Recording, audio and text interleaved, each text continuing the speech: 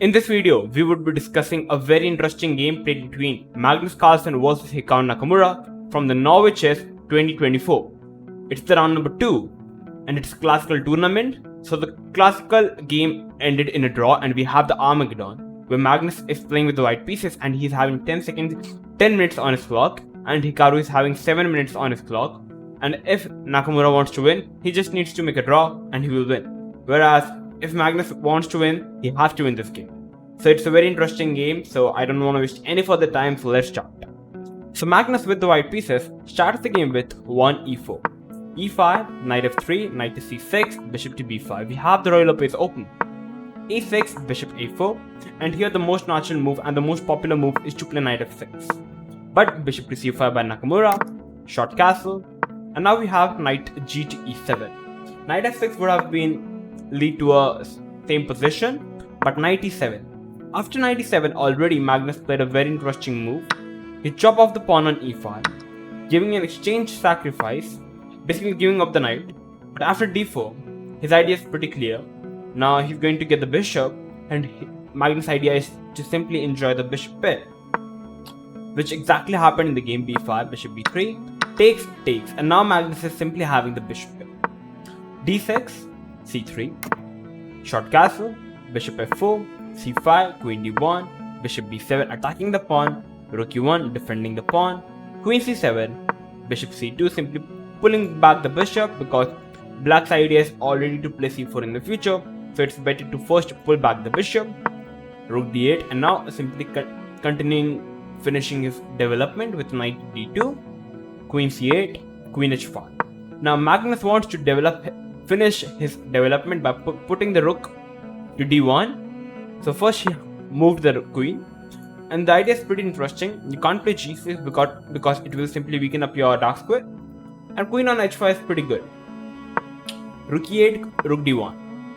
Now it looks like white is maybe getting a pawn, but it's not really happening because after, for example, if takes, black is already winning up a piece on d2. So that's the whole reason.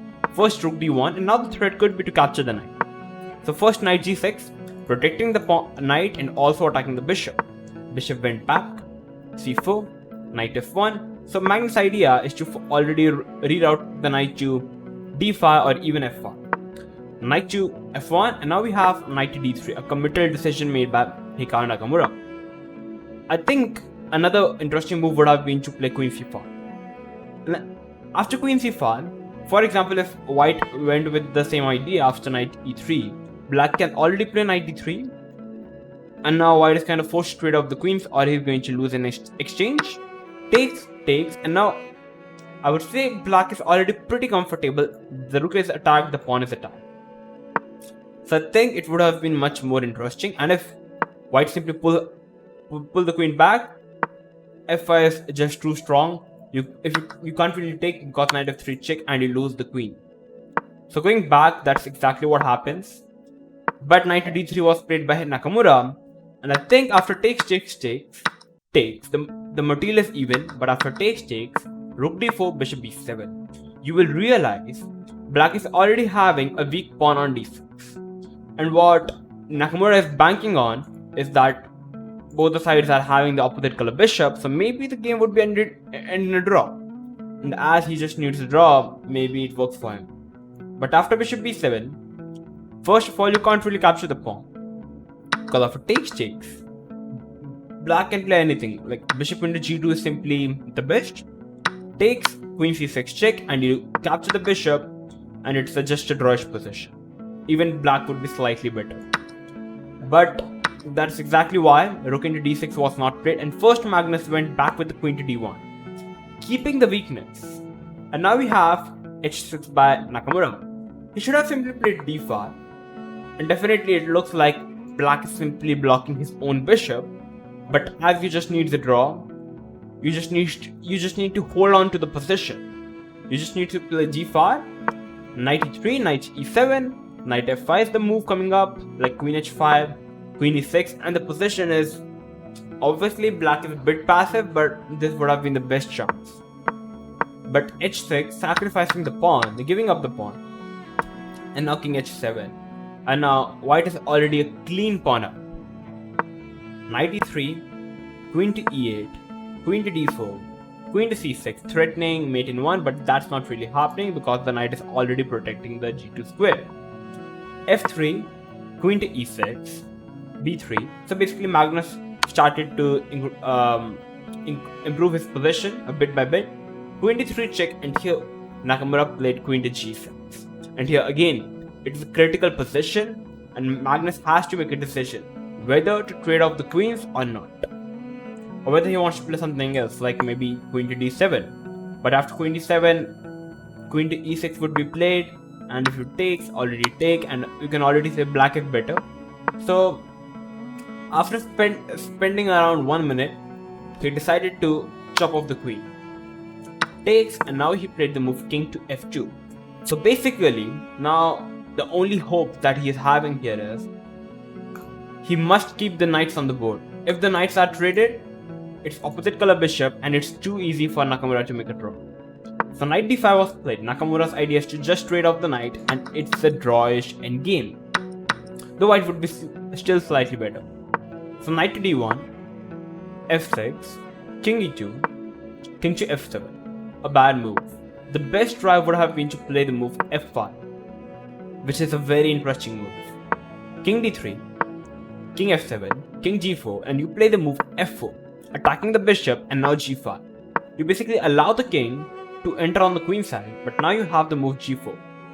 If you don't take, black would be happy to take and just move the knight and capture the pawn. So you have to take, and now knight f6. You're losing the pawns. Bishop e1 takes, and you can already sense that black is getting some chances because of the strong f pawn. But this was not happening in the game. We have king f7 by Nakamura, because already calculating this line when you are already having just 2 minutes, it's extremely hard. King to d3, king e6, king d4, knight to e7, king to c5, king to b7, and you can already realize that white is already entering into the black's camp to chop off the queen side pawns. And now black is already having a bad position. c4 takes.